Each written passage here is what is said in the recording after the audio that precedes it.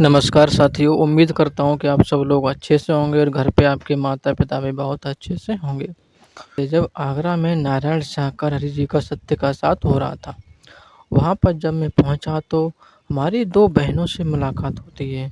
जो 2 बहनें होती हैं, एक बहन तो पहली बार नारायण शाहकार हरि जी के सत्य के साथ में आई थी और एक बहन जो है ना, पहले से ही लगभग उनको 7-8 महीने हो गए थे, तो ये लगातार सत्य के साथ में आ रही थीं। दोनों बहनों की जब मैंने अपबीती सुनी, कहानी सुनी, तो मैंने सोचा कि चलो आप लोगों को भी ये कहानी बतानी चाहिए। तो 2 बहनें थीं, जो छोटी वाली बहन थी वो एक सत्संग में पहले से जाती थी, किसी दूसरे बाबा का सत्संग होता था उसमें पहले से जुड़ी हुई थीं। और जो बड़ी बहन थीं, वह भी जो है ना उस सत्संग में पहले जा चुकी हैं, जो उनकी छोटी बहन जाती थी। जब वहाँ उनको फ़ायदा नहीं हुआ, तब ये नारायण शाकाहारी जी के सत्य के साथ में जुड़ती हैं। तो ये जो दोनों बहनें हैं, ये बहनें टूडला की रहने वाली हैं, जो अपने आगरा शहर के पास में ही पड़ता है। दोनों बहनें जो है ना दूसरे-दूसरे गाँव की हैं, मतलब एक गाँव की दोनों बहनें नहीं हैं और दोनों शादीशुदा हैं। जो छोटी बहन थी, वो पहले से ही जो है ना एक सत्संग में जुड़ जाती हैं, जो उस सत्संग में कुछ नियम थे। नियम ये थे कि कुछ जो है ना 11-12 जो नियम थे, तो वो अपनाने पड़ते हैं जीवन में। यदि उन जीवन को आप अपने ऊपर धारण कर लोगे, तभी आप उस सत्संग में जुड़ सकते हो, अन्यथा नहीं। तो वहाँ की यही गुरुवाणी है, उन उन गुरु को तब ये लोग अपनाते हैं, वैसे नहीं है। तो उन नियमों को है उन्होंने जो है ना अच्छी तरीके से अपनाती भी हैं और वो कुछ घर में गृह कलेश की वजह से वह उस सत्संग में जुड़ती हैं। तो उनको भी उस सत्संग में लगभग जाते हुए 1 साल से ज़्यादा हो गया था। लेकिन जिस परेशानी के लिए वह उस सत्संग में जुड़ी थीं, वह परेशानी उनकी रिज़ॉल्व नहीं हो पा रही थी, यानी उनको कुछ फ़ायदा नहीं हो पा रहा था। काफ़ी दिन बीत जाने के बाद वह मतलब खुद भी सोचने लगती हैं कि क्या करूँ, क्या ना करूँ? 1 साल से ज़्यादा हो गया, अब समझ में नहीं आ रहा था। तो फिर एक दिन जो है ना इनकी बड़ी बहन जिनका नाम है रीना देवी जी, इनके पास कॉल आती है, तो कहती हैं कि छोटी बहन का नाम है पिंकी। तो रीना देवी जी पिंकी से कहती हैं कि पिंकी मेरा बेटा बहुत बीमार है, क्या करूँ समझ में नहीं आ रहा है। मैंने इसे जो है ना कई तांत्रिकों के पास दिखाया है, कुछ कोई तांत्रिक कुछ बताता है, तो कोई तांत्रिक कुछ बता देता है, आराम भी नहीं मिल रहा है, क्या करूँ समझ में नहीं आ रहा है। तो पिंकी देवी जी ने कहा कि आप ऐसा करो, मैं जिस सत्संग से जुड़ी हुई हूँ, यदि आप एक बार अपने बेटे को लेकर के उस सत्संग में चलोगी तो आपका बेटा ठीक हो जाएगा। क्योंकि आप भी जानती हो कि आप जगह-जगह भटक चुकी हो, कहीं से आपको आराम नहीं मिल रहा है। तो एक बार हमारे उन गुरु के पास ले चलो, उन गुरु का जब आपको बेटे को आशीर्वाद लगेगा तो आपका बेटा ठीक हो जाएगा। तो रीना देवी जी ने कहा ठीक है, अगर ऐसी बात है तो हम आप अपने बेटे को एक दिन तुम्हारे सत्संग में लेकर के चलते हैं जहाँ पर होता है। तो वहाँ पर मतलब इतवार के दिन सत्संग होता था, तो इतवार के दिन अपने बेटे को लेकर के रीना देवी जी पिंकी के साथ में पहुँच जाती हैं। जब वहाँ पहुँच जाती हैं तो वहाँ उन्होंने देखा कि यहाँ तो लगभग कुछ नियम हैं, ये नियम धारण करने पड़ेंगे। जब ये नियम धारण पूरी तरीके से आप अपने जीवन में धारण कर लोगे, तभी आपको कुछ फ़ायदा होगा, अन्यथा कुछ नहीं फ़ायदा होगा। तो यही सोच कर के वह उस सत्संग में जुड़ जाती हैं और अपने ऊपर नियम धारण कर लेती हैं। दरअसल उनका जो बेटा था, वह जो है ना किसी बीमारी से ऐसे चपेट में आ जाता है कि उनको जिस तांत्रिक के पास ले जाते थे, तो वह यही कहता था कि इसके ऊपर किसी मसान का चक्कर है, कोई चुड़ैल का चक्कर बताता था, कोई कहता है कि इसके ऊपर जो है ना पीपल वाला भूत इसके ऊपर सवार हो गया, तो वो ठीक नहीं होने देता है। यानी तमाम तरीके के तांत्रिक के पास ले जाते थे, तो कोई कुछ न कुछ बताता था, लेकिन कोई ठीक नहीं कर पा रहा था। डॉक्टरों को भी बहुत दिखाया, लेकिन डॉक्टर भी ठीक नहीं कर पा रहे थे। तब ये हार थक कर के जो है ना अपनी बहन को इन्होंने बताया था। तो उस सत्संग में जाते हुए भी उनको लगभग 6 से 7 महीने बीत जाते हैं, लेकिन उनके बेटे को कोई आराम नहीं मिला है। हर लगभग 15 से 20 दिन बाद उनका बेटा बीमार अभी भी होता है, लेकिन ठीक नहीं हो पा रहा था। अब ये बहुत सोच में पड़ जाती हैं कि आखिर करूँ तो करूँ क्या? समझ में नहीं आ रहा है इसको क्या दिक्कत है, क्या समस्या है? कहीं ठीक नहीं हो पा रहा है, कोई डॉक्टर भी नहीं कर पा रहा है और ये बहन तूने बताया था कि इस सत्संग में जा रहे हैं जाती है तो यहाँ सत्संग में भी लेकर के आए, उस सत्संग से भी कोई आराम नहीं मिल रहा है, आखिर क्या करूँ? तो फिर पिंकी देवी जी ने कहा, देखो मुझे भी 1 साल से ऊपर हो गया है, लेकिन मुझे भी देखो, मुझे विश्वास है एक न एक दिन मुझे आराम ज़रूर मिलेगा।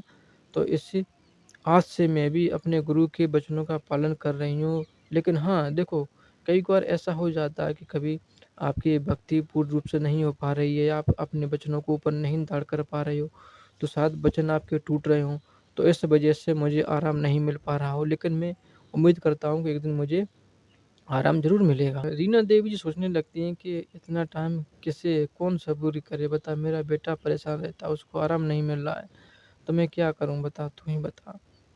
तो फिर उन्होंने क्या किया कि एक बार जो है ना 2017 में ही नारायण साकार हरि जी का सत्य का साथ आगरा में हुआ।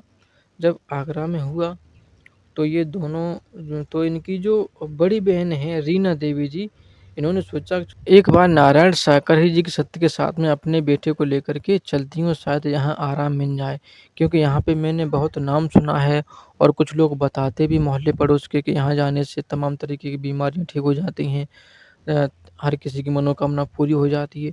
चलो एक बार यहाँ पर भी देख लेते हैं, तो अपने बेटे को लेकर के ये जो है ना नारायण साकर जी के सत्य के साथ में पहुँच जाते हैं। जब वहाँ पर पहुँचती हैं तो इन्होंने देखा कि बहुत से लोग खेल रहे हैं, जिनके ऊपर भूत-प्रेत आत्मा आती है। वो लोग बहुत ज़ोर-ज़ोर से चिल्ला रहे हैं कि मुझे बचा लो प्रभु, मुझे माफ़ कर दो। इस तरीके से लोग वहाँ पर कुछ चिल्ला रहे थे। जब वहाँ पर इन्होंने अविवीती लोगों की सुनी, तो इनको मतलब विश्वास हो गया कि हाँ, शायद मेरा बेटा अगर ठीक होगा तो यहीं से ठीक होगा और कहीं ठीक नहीं हो सकता है। और इन्होंने फिर नारायण साकर जी के वचनों का पालन कर दिया। वहाँ पर प्रभु जो बताते थे इन्होंने अपने ऊपर धारण कर लिया और जो है ना लोगों की सहायता करने लगती हैं, मानव धर्म को ही अपना लेती हैं और लगातार फिर सत्य के साथ में जाने लगती हैं। लगभग 3 ही महीने हुए थे तो इनको लगा कि उनका बेटा ठीक होने लगा है। यानी कि 3 महीने बाद जो इनका बेटा पहले बीमार होता था जिस तरीके से, वह कभी-कभार जो है ना मूर्छित हो जाता था, बड़ी देर में ठीक होता था।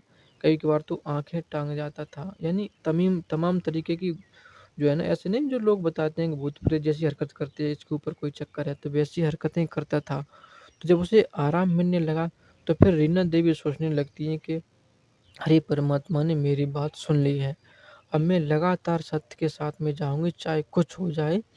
मैं चाहे मेरा जीवन ही खत्म हो जाए, लेकिन मैं कभी भी हरि परमात्मा का साथ नहीं छोड़ूँगी। हमेशा इनके वचनों को अपने ऊपर धारण करूँगी और इसी को लेकर के फिर लगातार सत्य के साथ में जाने लगते हैं। जब उनको लगभग 8 से 9 महीने हो गए थे सत्य के साथ में जाते हुए, तो फिर इन्होंने अपनी छोटी बहन से कहा, जो इनकी बहन जाती थी, एक सत्संग में जाती थी इनकी छोटी बहन पिंकी जी। तो इन्होंने कहा कि बहन तुझे कुछ आराम मिला जिस सत्संग में तू जाती है? तो उनका जवाब फिर से वही आया कि बहन इतनी जल्दी नहीं मिला, लेकिन हाँ, हमें विश्वास है, हमें अपने गुरु पर विश्वास है, तो मुझे ज़रूर एक न एक दिन मुझे कुछ मतलब मेरी आस पूरी होगी, मेरी मनोकामना पूरी होगी, जो मेरी समस्या वो ठीक हो जाएगी। तो फिर रीना देवी जी ने कहा कि देख पिंकी, ऐसा कर, एक बार तू मेरे साथ मेरा कहना मान ले। देख मैंने तेरी बात कही मानी थी, एक बार अगर तू ज़्यादा परेशानी है, तुझे समझ में नहीं आ रहा, तो एक बार मेरे साथ सत्य के साथ में नारायण साकर जी की में चल। वहाँ पर अगर तुझे आराम ना मिले, तो तू फिर से अपने उसी सत्संग से जुड़ जाना। तो उन्होंने सोचा चलो एक बार देख लेते, एक ही बार की तो बात है। लेकिन मन में ये भी दुविधा थी कि जिस सत्संग से वह जुड़ी हुई थी, वहाँ पर मतलब ये बिल्कुल मना था कि आप किसी भी दूसरे धर्म में या फिर किसी भी धार्मिक संस्था में या फिर धार्मिक सभा में भाग नहीं ले सकती हैं। किसी भी हवन पूजन हो रहा है तो वहाँ पर भाग नहीं ले सकती हैं। ऐसे तमाम तरीके के लगभग 11-12 नियम थे। अब ये सोचने लगती हैं कि आखिर जाऊँ तो जाऊँ कैसे? नियम को मैं कैसे तोड़ूँ? तो फिर उन्होंने कहा चलो कुछ नहीं होगा, एक बार चलते हैं, टूटे नियम सो टूट जाए। और फिर उन्होंने जो है ना अपनी बहन रीना जी की बात मानी और बहन के साथ में नारायण साकार जी के सत्य के साथ चली जाती हैं। जब वहाँ पर ये पहुँचती हैं तो वहाँ पर प्रभु की वाणी सुनी, हरि परमात्मा के इनको दर्शन हुए, तो इनके अंदर भी एक तरीके की ऊर्जा जागृत हुई। उनको भी लगा कि हाँ, जिस समस्या से मैं जूझ रही थी, जो मुझे बीमार थी, मैं परेशान रहती हूँ, शायद यहाँ आकर के मैं ठीक हो सकती हूँ। और लोगों की इन्होंने अपवीति सुनी, जो तमाम तरीके के लोग जो वहाँ पर बता रहे थे अपनी अपवीति और जो इनको फ़ायदा मिला, तो उनकी अपवीति को सुनकर इनको भी लगा कि हाँ, शायद मेरी समस्या यहाँ ठीक हो जाएगी। तो फिर ये भी जो है ना उस दिन से इन्होंने भी कसम खा ली कि अब मैं भी जो है ना उस सत्संग में नहीं जाऊँगी, लेकिन यहाँ सत्य के साथ में ज़रूर आऊँगी। तो जब वहाँ पर जब मैंने इनकी अप्रीति सुनी दोनों बहनों की, तो मुझे लगा कि हाँ, ज़रूर कुछ न कुछ इनका जो है ना हरि परमात्मा ने इनके साथ जो है ना अच्छा किया है, तब ये जो है ना इनको इतना विश्वास है। तो दोस्तों, ये थी उन दोनों बहनों की कहानी। उम्मीद करता हूँ कि आपको ये कहानी पसंद आई होगी। यदि आप भी ऐसी कोई कहानी दूसरी और जानते हैं तो हमें कमेंट बॉक्स में बताएँ, या हमारे इस व्हाट्सएप नंबर, ईमेल आईडी पर भेज सकते हैं अपनी कहानी को। उस कहानी को लेकर के भी हम ज़रूर आएँगे। धन्यवाद।